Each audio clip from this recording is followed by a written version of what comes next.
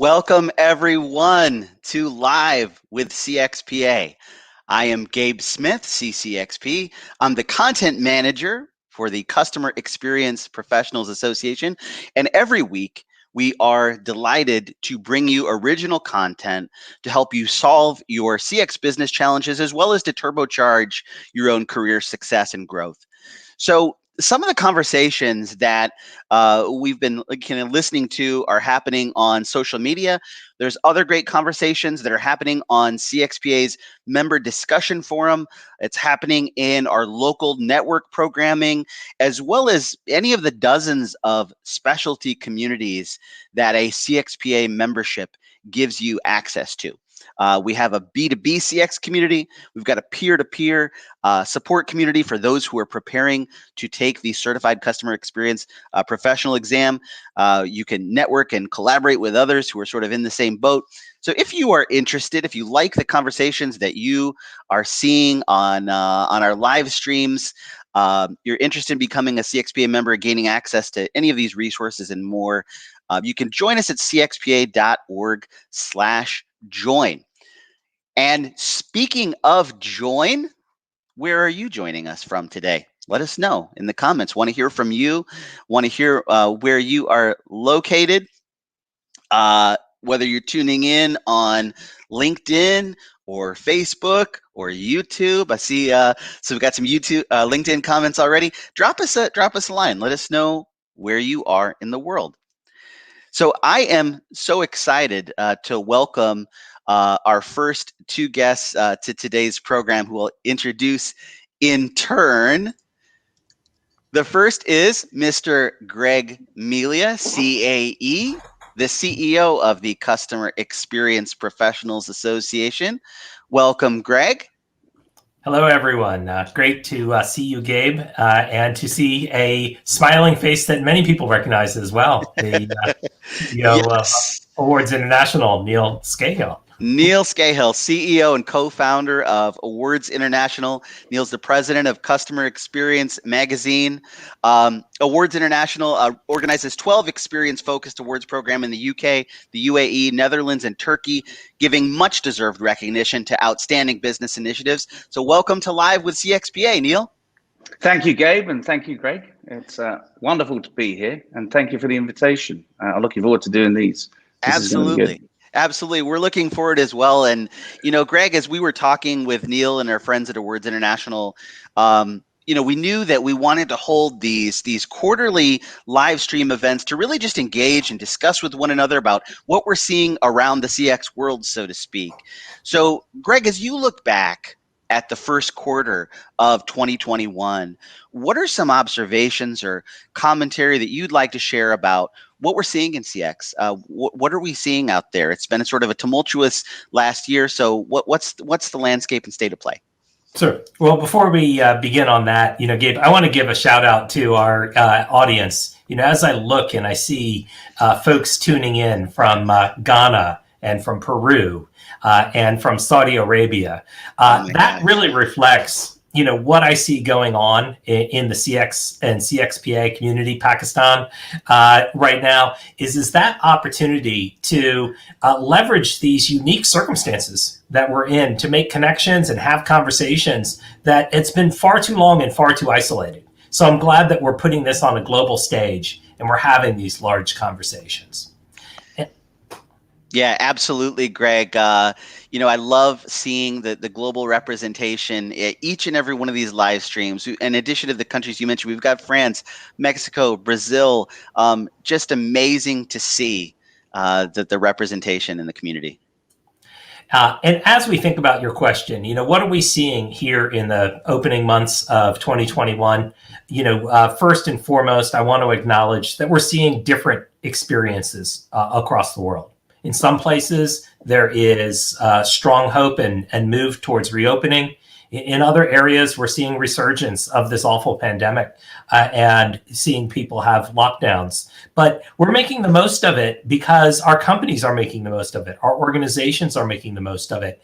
And when we say that, what we're sensing here in the first few months of 2021 is a begin to the resilience stage of customer experience as a way to drive companies forward, to drive the recovery, to expand businesses, and to capitalize on new opportunities. So we're beginning to see a lot more postings for CX job opportunities. We're beginning to see a lot more expansion of customer experience efforts and things that were perhaps put on the back burner in 2020, moving to the forefront in 2021. But in doing that, there's also a return to the focus on return on investment. Companies are beginning to ask those difficult questions that we all need to think about. How do we ensure that we're using customer experience as a sustainable business strategy linked to business outcomes? And how are we making sure that the efforts of our customer experience teams are connected, aligned, and delivering short-term and long-term business results?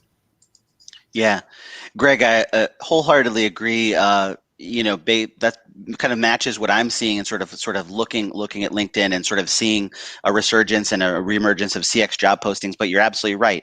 That focus on ROI has to be there. So Neil, I'm curious your thoughts. You've built a career around really looking at what it means to win in business. So as you look at the global CX outlook, what is a challenge that needs to be overcome, or what are some opportunities that CX professionals have as they help their organizations emerge from the pandemic? Thank you, Gabe. Thank you, Greg. Very on message there. Obviously, we really are still in the teeth of this thing, and it's a tragedy for many countries, many of us affected by this. But I think in terms of challenges, I just kind of wanted to go a little bit of a different thought. It is connected because the Institute of Customer Service is a UK organization, has been producing an index for quite a long time. It's a fabulous and very respected report, but it's about the state of customer satisfaction in the UK. In the last quarter, I have seen quite a few CX professionals talking about the future of CX, the state of CX in the world. Is it getting better? Is it getting worse? What do we as CX professionals need to do to take CX to the next level? This Institute of Customer Service survey is one example of where a whole nation, if you like, in terms of a lot of the sectors of business have got a measure of customer satisfaction. And that's very rare, okay? But in fact, that measure has moved very little in the last 5 years or so. In fact, in January 2021, it's actually lower than it ever has been since 2015. Not sure that we'd all think that that was a surprise, but actually, my point of view is that I don't necessarily agree with the Institute of Customer Service's kind of outlook that customer satisfaction is not getting better. I have an opinion which is at complete odds with that, which is that customer experience in particular, which customer satisfaction is a measure, is getting better in leaps and bounds and is irrefutably getting better all of the time. And I think we have evidence around us in the world over the last 10 years or so that it just cannot be any different from that. And I mean, I can think of many examples of why customer experience is better. But I think quite a few people don't think that that is the case. And I think we might be confused about something. I think we might be confusing a geosocial issue, okay, with the state of CX. And I think we might be confusing broader issues with the state of CX. When I think about the state of CX, as I said, I can think of hundreds of examples. So, for example, I can order a ream of printing paper now from Amazon online, and it will be delivered to my house by 10 o'clock tomorrow morning. That is simply phenomenal. In the last year, I've been able to have my car serviced in my drive because of the pandemic. They're doing servicing in my drive, tires replaced in my drive, and my bodywork repaired in my drive. That's a phenomenon. Okay, I can also order food to be delivered to my door, either fully cooked as a takeaway or as a recipe. So I can make the order using exactly the right amount of ingredients for a dinner for two with no waste. The quality of service of home delivery is phenomenal. In the last year, it's improved beyond recognition, and the market has changed in terms of delivery. 2 weeks ago, I was searching online for some golf shirts for the summer, and never before have I had search results which tell me I can buy it from a shop in New York and a shop in New Zealand. I bought 2 shirts from a shop in New York, 2 shirts from a shop in New Zealand, and they were in my house 5 days later. So I've now got TV, Apple TV, I've got Netflix, I've got Sky, I've got BT, I've got Virgin Media, and goodness knows what else I can watch on television. Okay, and so 13 years ago, I was talking with Gustavo Inhofe yesterday. He didn't know that Airbnb was founded 13 years ago. Airbnb transformed the customer experience of staying away from home.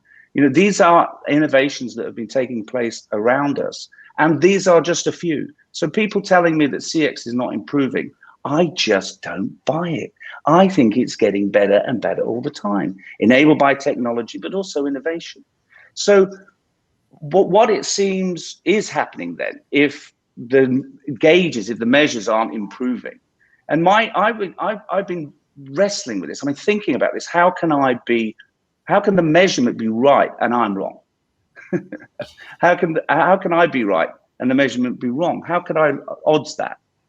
Well, I have a theory. I have found a global report which talks about the state of happiness, the World Happiness Report. And this is very interesting. And so for me, I'm drawn to the fact that in the United Arab Emirates, they have a vision. The 2040 vision, they want Dubai or the United Arab Emirates to be a place where its citizens is the happiest place in the world. And I don't think any other culture, and certainly not the UK, focuses on that at a social level. And I think also I align that in my mind with what I see going on in the UAE. And I see fabulous innovation taking place in the UAE. It's a different place. It's not a Western, it's a desert. Well, originally it was a desert. So it's different. But their focus is on happiness, the happiness of people and the outlook and their social responsibility. And I think that far too little of what we're doing is about social responsibility. So I have a theory. The reason why the customer satisfaction index in the UK is not going up is because we spend so much time making ourselves unhappy, and we just can't see the good that's going on around us. So I just wanted to draw that analogy, but I'll come on to some examples as well of how CX organizations are focusing on making their customers happy. And I think a bit more CXs, they need to focus on social awareness to achieve improvements in not just CX, but in life, and being both a customer and a business. So that was a challenge that I was thinking about. Okay. That's awesome. Neil, before you move on to some of those examples and some of those pieces, there's an interesting comment and observation that Joshua made, which is talking about your example with the shirts and delivery and some of the other elements. He notes that's logistics and supply chain, not customer service, though. And I think that's interesting because, what I heard as I listened to your conversation is that during this pandemic, we've seen organizations shift and introduce new ways of delivering. They introduced new options for you as a consumer and for them as a delivery space. And what's really interesting to me is that every time you introduce something new, you introduce a new level of a new bar of satisfaction. I'll give an example. I ordered some, I moved here to the South, and here in the South of USA, we don't use mulch. We use pine straw needles to keep weeds from growing in our garden. So I ordered some pine straw needles from one of the major home improvement areas. And in the past, I'd be more than happy to drive to the place and to go to the back of the store and lug the things out to the parking lot and put them in the back of my car. But they had curbside delivery. And so I'm like, great, I'll call in, I'll drive out, and it will be ready. And my expectation when I pulled into that parking spot was that I'd make a little phone call and that stuff would be in the back of my car in about 2 minutes. Well, it turns out it took just as long, to wait for somebody to go and get it from the back of the store and bring it out. And so what was my satisfaction? What was the level that I would look at recommending? I don't know. It's somewhere in the middle. So it's interesting. Customer experience and expectations are based on the customer's perception across all touch points. the technology, the people, and the service moments. And when we think about that, every time you introduce a new characteristic, all of a sudden your question is, well, how did they keep my driveway clean if they're servicing my car in the driveway? And so now you have a new challenge, for the organization. So customer experience is an iteratively increasing process. But I cannot agree more that framework, how do we keep the customer happy? How do we keep the employee happy? And how do we keep the people looking at the bottom line happy? Those are some real gut check questions for us. Yeah, And absolutely. I think it's amazing that a country has a focus on happiness. Mm-hmm. And in the 90s, we actually tried to introduce that in Britain, but it's not something that that chimes with our culture. So I think there is. I think that CX as organizations can focus on getting happy customers, getting customers to smile, and there are things that we can do which can help customers to appreciate the experience they're having. And I'm serious. When you smile, other people smile too. So you can make people happier. So when you do something which exceeds expectations, you can change things. The other thing, okay, back to you, Gabe. Sorry, what were you going to say? Yeah, no, this is really great. I just want to point out, Gulam commented. He said, "Doesn't Finland also focus on customer happiness and have a minister for it?" I believe you are right, Gulam. Absolutely, yeah. So interesting. And Greg, we've been talking about technology and how technology has enabled different and new experiences during the pandemic, but we would be remiss if we neglected the role of CX leaders in driving these sorts of customer focused changes. So I know that we, CXPA, recently announced the winners of our Emerging Leaders Award, and we also announced the finalists for our Innovation Award. So it was from your perspective, what are some of the characteristics of some of these distinguished CX efforts and these individuals? Yeah. Well, two things that immediately come to mind. One, if you go back and you rewatch the recording of that Emerging Leaders LinkedIn Live that Derek hosted, you will see smiles throughout. And so this idea of happiness is really an important one. When you smile, other people smile too, and you can make people happier. I think that's a fantastic summary point for us to keep in mind. The second is I was on a great webinar this morning that it was part of the Taragni CXPA partnership for CXPA India. And on there, one of the panelists made the observation that people want to join organizations that have the same aspirations for growth. And so I think what you notice about CX professionals, and particularly CX professionals that are being successful, is that they are catalysts for growth. They are catalysts for creating happiness. They are catalysts for making financial results. They're catalysts for making and increasing customer satisfaction. So that sort of thought and area, focus on happiness, focus on growth, and recognize that your job is not to put on a cape and be the Superman or Superwoman by yourself. Instead, it is to put out your hand and to bring along teammates with you. That's the way to drive CX success. Greg, I'm disappointed you're telling me I can't put on my cape, but it's something to cover another time. Well, Gabe, if you want to do everything, I will let you. Great. Neil, I'm curious, from your perch as the CEO of Awards International, what are your perspectives on the characteristics of distinguished CX efforts and award-winning CX? Well, I got some evidence, so I thought about this. Now, I have already mentioned happiness in the UAE, and in fact, the Gulf Customer Experience Awards was held live in Dubai in February this year, and the overall winner is an organization called the Experience Hub, and the Experience Hub is a concierge service, contact center-based concierge service for Yas Island, and Yas Island is a place of amazing experience, Ferrari World, Warner Brothers World. and in Abu Dhabi, in the United Arab Emirates, and they were the overall winner.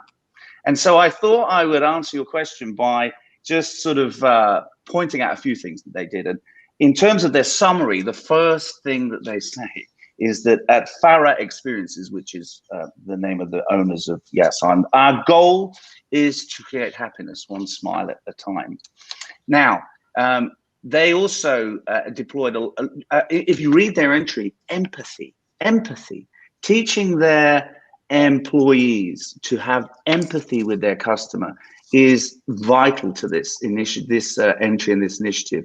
One of the fabulous things they did was that they removed the call duration timing from all of their concierges. So they no longer had a time limit on any conversation, and they weren't measured on the time that they spent talking to their customers. They were encouraged to build relationships with the customers, and that was first and foremost. And I just love that. And they also, I mean, in terms of a winning entry, they evidenced, and they evidenced heavy. I mean, it's a big organization, but they increased their CSAT from 92 to 97%. They increased their loyalty driver customer effort from 87 to 93. I presume that's a positive. And their employee net promoter, and I love this one, went from 0 to 51. And a judge said in the feedback report, I love the initiative from implementation and tech to creating a new team spirit. I particularly like the innovation of being the first to develop a concierge one-stop shop for an entertainment and leisure destination. So, you know, the idea of a personal service was brilliant. Reluctance is to be expected. So there was some feedback as to what they could have done better, but very interesting to see how the context has evolved. So empathy was right at the heart of that. Now, I do have a little bit else to add to that, if you don't mind, Gabe. One of the things that Awards International did in 2020, and you endorsed the work, was we looked back over 600 entries for our Customer Experience Awards over the last 10 years with the help of Olga Potaptseva from the European Customer Consultancy. And we produced a report called CX Inspired. And the fabulous thing about this is that we've come up with a model which is built on empathy as the heart of CX. And so Olga defined that CX inspired, CX leading organizations are those that lead with empathy. So the top, and what that means for those award-winning entries is that they, let me just give you a few of the things. So their understanding of the customer is superb. They provide what the customer needs and take action to make the experiences emotionally satisfying. Your products and services are market fit and supported by positive emotional experiences. And using emotional intelligence, you translate it into business practice. Now, we identified out of all those entries, pretty high bar, we identified out of all those entries, 7 who were empathetic front runners. And the second tier was one stop ahead. And it was a 5-tier thing. The bottom 2 tiers, one was unaware, and the second was preparing. And needless to say, none of the winners fell into those 2 categories. But of particular note, Capita won with an initiative that they run, Solus Accident Repair for Aviva, a utility company called Northern Gas Networks in the UK, a very small company, one of the Times 100 companies to watch, a company called Freddy's Flowers, a Middle East health authority in Dubai, empathetic front runner, you probably can guess the name of that now, and also an organization called Dubai Retail, and we know what it's like with the retail experience in the Middle East. Now, the CX Inspired report documents 70 case studies for the organization report, and that's something that you can find out more about on the cxm.co.uk website. But I just thought empathy at the heart of customer experience, just Olga Potaptseva, brilliant work. And we'll be updating that in 2021 as well. Yeah, Neil, such a key part. Empathy is such a key part of building a CX culture, and I know our next guest is going to talk more about CX strategy as well as CX culture. So great observations. Thank you for sharing that, Greg. We do have time for one question before I bring on our next guest. And Flavia asked, we know that CX is expanding the coverage, adding new activities to the role. Do you believe that UX design is part of the CX core, for example? So, Flavia, as we say this, and as I give that idea of holding hands with your teammates across the organization. Yes, UX is part of that. Digital transformation is accelerated in this quarter and will probably continue to accelerate. We've probably done more in the last 18 months, 12 to 18 months than we thought we would do in a decade, and will probably continue as we move forward. But UX and CX need to work together. They need to have that space so that the digital experience that people are having is connected to the product satisfaction, the logistics and delivery, the sales and marketing, the financial processing transaction. In fact, we have a work group right now that is working on that question. How can CX professionals do a better job of facilitating positive outcomes for the customer, for the organization, and for the employees by having the CX team better understand the objectives of the UX leaders, of the sales leaders, of the engineering and design, and vice versa as well. Very good. Yeah, absolutely. Great question, Flavia. Thanks for asking. Make sure if you have a question for any of our guests, you drop that into the comment section. Greg, Neil, it's been a pleasure to have you on this program. Thank you for your leadership, and thanks for taking the time to answer our audience questions today. Delighted to have joined you. Thank you very much. So, and just one closing comment, Neil. Thank you to you and the Dream Team. Awards International is a fantastic partner to CXPA in advancing CX around the globe. We're excited about the way that you are bringing an opportunity for people to get recognition for the work that they're doing in their area and to come together and to celebrate together with others. That CX Impact Report is well worth taking a look at because it's not just one person's vision of what CX success looks like, but it's looking at a panel of judges and looking across a broad range of examples. So thank you, and maybe we'll have to have somebody back in to talk about that specifically. Sure. Well, thanks, guys. And the feeling is mutual with regard to the CXPA. They're still the most outstanding CX organization and standards in the world. So thanks very much. Excellent. Thanks, guys. All right. So our next guest, recently, as a bit of background, CXPA surveyed CX professionals around the world to learn what you wanted to see in regard to content for the rest of this year. So you gave us priorities. We had over 300 responses around the globe. We'll be delivering through these live streams, through webinars, through local network programming. And one of the key priorities that was identified was around designing and leading a CX strategy. So our next guest is here to talk about that. And our next guest is Yvette Wise, Retail Banking Director at Capita. Yvette has a 20-year track record in the design and delivery of outstanding CX transformation solutions in partnerships with clients. She's won 14 industry awards in the last 5 years. She's a hands-on consultant with a broad industry perspective and a depth of organizational experience that underpins many of Capita's strategic client solutions. So welcome to Live with CXPA, Yvette. Hi, what a great conversation to join. Absolutely. Thank you for having me. Absolutely. Thank you so much for being here. I've got some questions for you, and I know the folks who are watching are probably going to have some questions as well. Right. So please, we want to hear from you as we go here. We've been kind of going around the CX world in 2021, as you've heard with our conversation with Greg and Neil. So what have you and your clients experienced in CX over the last quarter?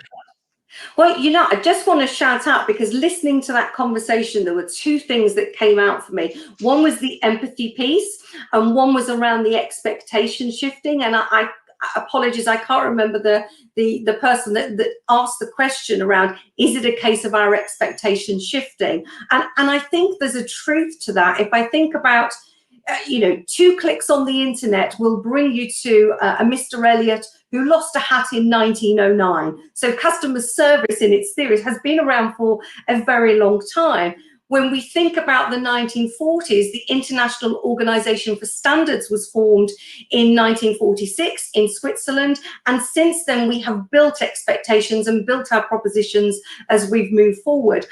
I think in today's world, I class it that we are in the fifth era of customer experience, and absolutely it should be powered by data, because that enables you to deliver a personalized service, enabled by technology, because that's what customers want. They want to be able to access when and where they like, and ultimately, to Neil's point, delivered with empathy. And I think that's a real key point to call out.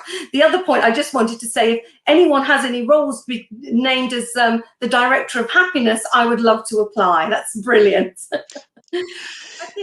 I think for us, Gabe, you know, just to echo the point, the past year has been challenging, and for many, you know, I must say it's been exhausting. Globally, we absolutely remain in the eye of the storm. And here in the UK, our research shows that 54% of the adult population has reported feeling anxious or worried because of the pandemic. However, the resilience, the adaptability and creativity that individuals, organizations and industries have displayed over the past 12 months demonstrates what is truly possible when we're forced into a corner. It's been both inspiring and for me, it represents a great opportunity for us to reimagine and rebuild. We've seen huge accomplishments by so many. So individuals who've had to juggle competing priorities, myself included. Please don't make me do any more homeschooling. I'm not great at it. We've seen organizations who have dispelled myths around what is possible to achieve, and, you know, industries that have responded to years worth of transformation in a matter of months, you know, or weeks. From a CX perspective, I see three things that have been in play the last quarter. We've seen greater collaboration, we've seen faster technology adoption, and we've seen improved innovation as a result. Now, if nurtured, those three things absolutely could all be factors to contributing to better CX outcomes as we emerge from the pandemic, for sure. Yeah, absolutely. You know, we know that it's so critical to have a CX strategy that is aligned to your organizational objectives, aligned to your brand. That's so critical. So, you know, as you've been engaging with clients, what have you seen? How have you helped people achieve that success and get in terms of getting that alignment?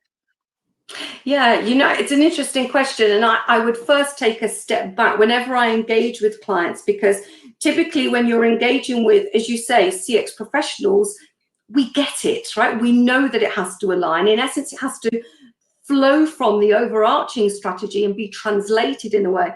What I often find is when we go into organizations, you know, I can ask 10 different customer experience professionals, you know, what is a customer experience strategy? And I might get 10 different definitions around what it is and what it does.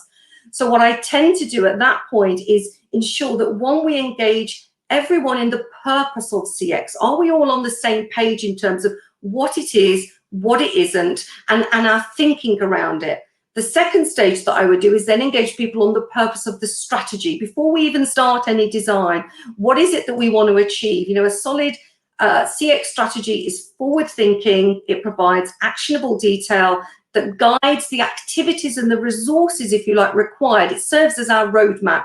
And often as you start going through the journey, you find you get so many influences coming in that it morphs into something else. So I think that piece of work right up front to really connect people to it, to that sense of purpose, is massively important. Those organizations who succeed, I would say, take time also to gain the external and the internal data points and views. So it gives them two things. One, it gives them real clarity in terms of the true state around their end-to-end customer experience and the customer desired future state. The other thing that it gives them, which is massively important, is the internal engagement. So let's be clear, what you're asking people to do is potentially something different to what they do today. So to enable that, the culture needs to massively support it. So engagement is key. I can think of two examples that I can share with you. One in it included technology. The other one didn't. And the reason why it didn't, and I start with that one first, they are a UK leading high street bank. They were carved out of one of the UK incumbent banks, and they were born to bring competition to the marketplace. The challenge that they faced is that they were retaining the legacy systems. So when they were looking to engage in a CX strategy, where they recognized that the value could be delivered is in the people and the experience that they were giving via their frontline to customers. What they learned very quickly is that there are 3 areas that you need to focus on. The first area is working with that very senior team.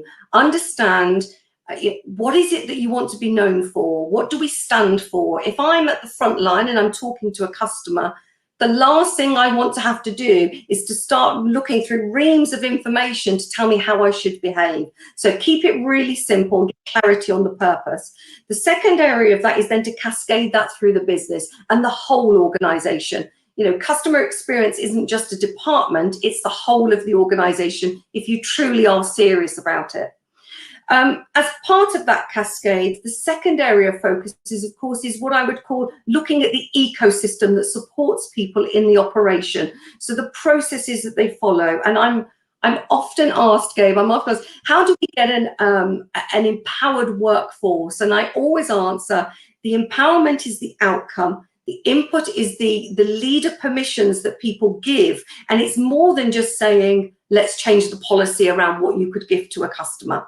So ensure that you create the right environment in which those behaviors at the front line can absolutely thrive, aside from the technology updates, if you can. And then the last area was, of course, then the frontline conversations. Those conversations with customers, be they via voice, via web chat, or as you're designing the website and you're implementing AI, ensure that it reflects the brand and they are really clear on what customers want and, importantly, what drives them absolutely bonkers. Because without them having that clarity, they are at risk of not redoing all of the good stuff. So, you know, on the back of that transformation program, you know, the first challenge that they set me as an exec team was, could you please enable us to increase our NPS? It was in a minus stage, NPS as in Net Promoter Score, one of the metrics that they used. And the second area is the Institute of Customer Service, the leaderboard that Neil mentioned earlier. As a result of that transformation, it took 18 months. We went across the whole of the organization. So that was both contact center, the branch network. We increased their NPS by 24 points and we got them to number 4 on the leaderboard. When they then carried on moving forward, and let's be honest, you know, as things evolve and customer behaviors change and technology comes in, one of the things that they said is having clarity on that experience enabled them to always point their customers and always point their people to what they call their North Star. So it doesn't always require you to do masses of technology change. It can be done through people to get some real serious wins. I think the second one to share just is one where we did deploy the technology. So this is a leading insurance business, and I want to use the example that we had, which was around the bereavement claims journey. Now, like many organizations, the process was siloed in departments. So if you went into each department, everyone had an SLA. As Neil mentioned earlier, in that organization, they banished what we call the average handle time, so the call durations. But when you look through each department, everybody had measures and every measure was green. So it was curious to understand, if all of those are green, why then is our NPS not so great? And why are we getting masses of repeat calls coming into us? I think it's massively to recognize we completed the initial diagnostics and it demonstrated to us that end to end, that customer journey was taking 35 days. And the tolerance level, and what I mean by tolerance level is the time in which it elapses before the customer starts to call back, was 10 days. So it was no surprise, right, that the NPS was low. I think gaining sight of that end-to-end process really enabled us to simplify, re-engineer the processing. We implemented some automation, and yes, we developed those key behaviors. So the overall process went down from 35 days to 3 days. It reduced the operating cost by 40%, and it enabled 80% of customer requests to be fulfilled at first point of contact. ultimately improve the NPS by 50 points. So I would always counsel, any CX professional, never underestimate the value of that initial diagnostic phase that combines all of those data points to model for you that customer behavior, what they want, and importantly, the propensity for particular service encounters that they would like. I think the other thing is what was useful in both of those organizations, again, to my point earlier, is that the experience is fully embedded into the day-to-day world. I think it was Greg earlier that mentioned Amazon, or it may well have been Neil, but take Amazon as an example. They want to be the Earth's most customer-centric company where people can find anything they want to buy online and make it easy for customer. As a result, 80% of Amazon's 500, I think it is, business goals are customer related. And at each board meeting, there is an empty chair that represents the customer. So it's an embedded ethos at all levels. And I think it's massively important to remember that as you're going through. My last one on this game that's just jumped into my mind, sorry, but you can tell. That's okay. That's okay. Passion is good. My last point on this is don't underestimate mindset. Mindset matters massively, right? So providing that clarity for everyone, where are we now, where are we going, and why, really does help you further down the line, for sure. Yeah, absolutely. And, I love what you said about when you come in and you establish sort of that foundational definition of what CX is, to make sure that everyone is on the same page. And Greg brought up a great point that, CX strategy begins with agreement on key definitions. Check out CXPA's consensus-based definition of key elements. What is CX.com? That's an effort that we undertook with a global group of CX professionals to really define, what it is and come up with that consensus-driven definition. So that's fantastic. Wholly agree on that. And another aspect of developing a strategy that I want to touch on and get your thoughts on. We know that understanding the organization's CX maturity prior to developing a strategy is really, really important. So we understand kind of sort of the lay of the land. Can you dive into that? What's your experience been? Why is it important for CX leaders to really understand their company's CX maturity position? There are a number of reasons, but one immediately jumps to mind, if I'm honest, Gabe, and that is that we are all human and we all make assumptions.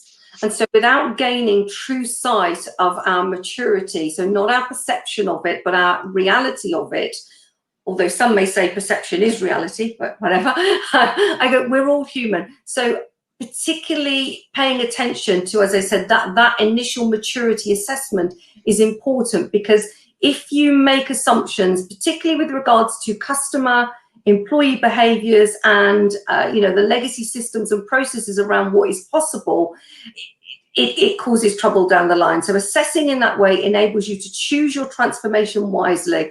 And I really do echo that phrase, pursuing the wrong changes in a fast-moving environment can have negative effects on performance. So what to change is important, but more important is what to change when. So it's a necessity for the success to be realized. So yeah, I would absolutely say maturity assessment is key right from the outset. Yeah. And it's hard to talk about strategy. I think impossible to talk about strategy without talking about culture. And you've already shared some great insights into sort of driving that alignment around what success actually looks like and what should people actually be doing. So how do you build? Let's talk about aligning culture with strategy. How do you build that? How do you go about in fostering that alignment? Yeah, I think just to my point earlier, first of all, it needs to flow from the overall strategy, because otherwise you're going to have things that are disjointed. So people need to connect to something. So translate the overall strategy into a CX strategy and make me feel part of it. That's the thing. I say, my 20 years of working with or alongside those organizations that are known for service, I repeatedly see a number of characteristics. One is the purpose characteristic. So everyone, regardless of level in those organizations, know what the organization stands for. they believe in it, and they can demonstrate it within their day-to-day role. So examples of how that purpose shows up are in abundance. So clearly demonstrative, cultural and leader service signatures are key, and everybody is with you in that change. The second one is, as I mentioned earlier, the development of that ecosystem. Ensure that the behaviors that you want to see can show up. You know, I can't remember whether it was Greg or Neil earlier mentioned around, you know, ensure that they're linked to the business outcomes. Ensure that if you're saying we are customer centric, that you're measuring me on a variety of measures. Don't be telling me that we're customer centric and then in the next breath be having a conversation with me about my call duration. Okay, so absolutely give me the skills to have the right conversation so that it's not just talking about the weather, which is what we're quite good at here in the UK, but absolutely, you know, ensure that you're measuring me and driving me to have the right conversation at the time. And that for me is around the leader permissions that people give and the environment that people operate in. And then again, last but by no means least is, you know, engage your employees, engage your customers. You know, what are the things that we need to focus on? What are the behaviors that make a difference to customers? And be you a frontline agent or a back office support, or you're developing product and propositions, you absolutely have a role to play. I think we've all heard the story of, you know, when the tour of NASA and the guy who was sweeping the floor, so, you know, was asked, so what is it that you do around here? And he said, I help put somebody on the moon. Right, really connected to that purpose. And I think that is a key thing. I cannot, you know, please don't underestimate the value of connecting people right from the outset. Yeah, I love that. I love, you know, connecting employees with purpose. And we had a guest a couple weeks ago, Daniel Lord, CCXP, is a recognized training provider for CXPA, and he had delivered over 60 customer focused, you know, culture change workshops to a telecoms client over a period of 2 years. And just hearing sort of what you're saying and his experiences and sort of going through that journey. And there's a great power in making sure that we're giving those employees a purpose and aligning that with the CX strategy that can unleash a real power. Yeah, I think so, particularly as you're going through change. And let's be honest, the pace of change is never going to be slower than what it is today. We are consistently evolving. So when things get bumpy, and they do, let's be honest, they do get bumpy as we're going through any change journey, enabling people to connect to the overall purpose, particularly if it has societal value, really does enable you to keep going, keep focused, and galvanize and mobilize those people at pace. So it, you know, creating a movement is what you're looking to do. Yeah. So let's spend a little bit more time on those bumps in the road. I want to hear from our audience too around, you know, what bumps in the road they've experienced or what questions that they have. But, you know, what are some of those obstacles that you've seen as people are trying to create a strategy and change a culture, and how can we overcome them? You know, what I often see is the conflict between legacy and future state. And we're all guilty, okay? I'm sure many of us have joined the gym and then not gone, right? I don't know what you're talking about, no. Okay, change is a challenge. It absolutely is. And there are a number of things that we can do that can surround ourselves in advertising the change that we want to meet and galvanizing people to support us in that change. So some of the bumps may well be that it's just easier to revert to type. It might not be the right thing, but it's easier. So supporting people to understand and shift and reframe that thinking is really powerful as a role for leaders. Shifting and reframing negative thinking, because, you know, we all have well, are we doing the right thing? Is this correct? Of course, we all have those moments of challenging ourselves. That's a good thing, because we're then consistently evolving and consistently challenging. Is the strategy still right for today? It may well have been okay 3 months ago. I mean, look at the past 12 months. Who knew that we would have achieved so much that we have done? So I think I would say, you know, ensure that you galvanize the team, that you create a council of people, that you really do create a movement where you can support each other as you move through. And don't beat yourselves up when things don't quite go to plan. That's life. Okay, that's life, and that's learning, and that's a good thing. Yeah, yeah, absolutely. And speaking of learning, for CX professionals, one of the things, and I think the great value of CXPA is these are often small teams of folks who are trying to make big changes, and it can be, lonely. And so I think there's great value in finding the community of people who are sort of going through the same challenges. But, with the fact that these are often small teams, I've found that people are trying to develop strategy, but they're also trying to do very tactical things, and sort of shifting back and forth between a tactical mindset and a strategic mindset can be challenged. So what are some key skills that CX professionals should focus on to continue to hone in on a more strategic mindset and a more elastic mindset to be able to make those jumps? Do you know that there are two things that just before we jump into that, Gabe, actually, that I'm just thinking around when we're talking about bumps in the road and the smaller teams. I would always say, don't be nervous to engage wider than your own frame of reference. So external suppliers, research agencies, lots of this content we're awash with. We just don't look for it in the right way. So I would say, regardless of how small your team is, when you're faced with an exec board who potentially do not pay the same attention to CX as they do the financials, what you need to do is you need to support them in being able to recognize the value. And for that, you need to incorporate a compelling business case that absolutely shows both the gains and also the risk of doing nothing. And research helps you in that. So don't be afraid to reach wider. I think when it talks about the skills, remember, we're all learning. That's the first thing. Magic is gained by bringing together a diverse group of people. And I would say two mindsets jump to mind, and probably three skills, I would say, that would see you go far. Number one, the first mindset for me would be curious. So challenge your own perspective, consider opposing ideas, as I mentioned, to widen your frame of reference. Always do that. The second mindset would be agile, which I think, to your point, Gabe, is around the elasticity.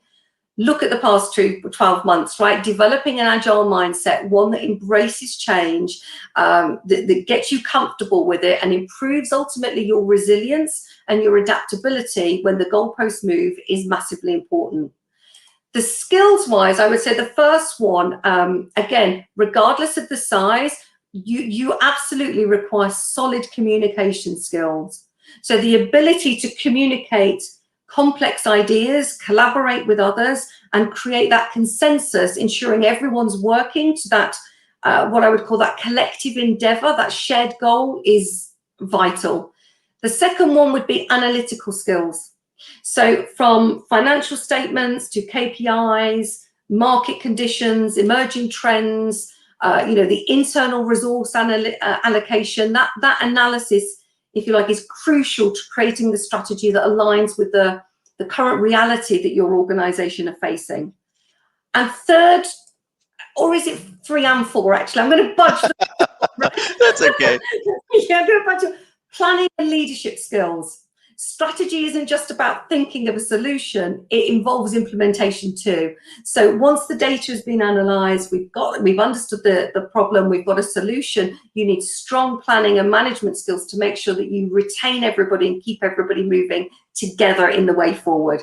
I would say if those 3 skills too are on your radar, you won't go far wrong. Yeah. That's fantastic. So last question for you, because you've given so many nuggets of wisdom. But if you had to distill down, one biggest lesson that you've learned in your career, if you could go back to yourself 10, 15 years ago and share, what's your biggest lesson around focusing and delivering a CX strategy that you'd like to share? Yeah, that's a good question, Gabe. I come from a technology background, and technology largely does what it says. It's plug and play, it's ones and zeros. What I would say my biggest lesson learned, and actually, in fact, I've asked some of my clients, and the biggest lesson learned is culture eats strategy for breakfast. So Yes, your CX strategy should be powered by data. As we've mentioned before, it enables you to deliver a personalized experience, which we know customers want. It absolutely needs to be enabled by technology, but ultimately, and your customers will tell you, it needs to be delivered with empathy. Just a quick note on the technology one, and I'm curious to understand from folks listening in. There seems to be a rush to add as many channels as possible within CX. I would absolutely counsel not to be seduced by the hype. Experience and research tells me that customers would prefer you to do fewer channels, better.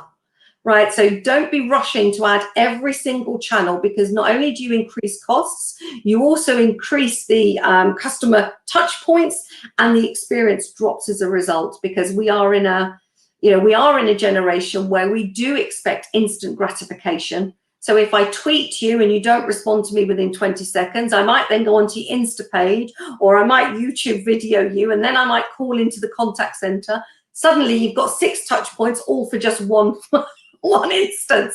So I would say don't be seduced by the hype, do fewer and do them better. But yeah, culture eats technology for breakfast. Each strategy for breakfast would be my key thing. Yeah, absolutely. And having an empowered CX professional who's leading the efforts to change the culture, to drive the desired culture and align to the strategy, also, so critical as well. Yes. Yeah. And I think that's the key thing, right? You are there. And Gabe, please feel free to wear your cape anytime you like. But recognize Thank you. I'll take that permission. Greg doesn't know what's going to hit him. Yeah, not all superheroes need to wear capes, but I think it's important to recognize that as a CX leader and as a CX professional, your role is to encourage, is to help grow and to help develop people. It's not there to do all of the work. As I mentioned earlier, if you're truly serious about CX, it needs to be organizational wide for sure. Absolutely. Yvette, the brilliant insights that you've shared. I thank you so much for joining us today and for sharing your expertise. And thank you all for watching. We hope that you're going to visit our friends at Awards International and find a CX Awards program near you. Also, we hope that you will check out CXPA's event calendar to see some more upcoming events that are happening in your area. We'll continue to look forward to joining you on these live streams as well. So thank you again, Yvette. Thank you to all of you. We hope to see you soon. Thank you, everyone. Bye.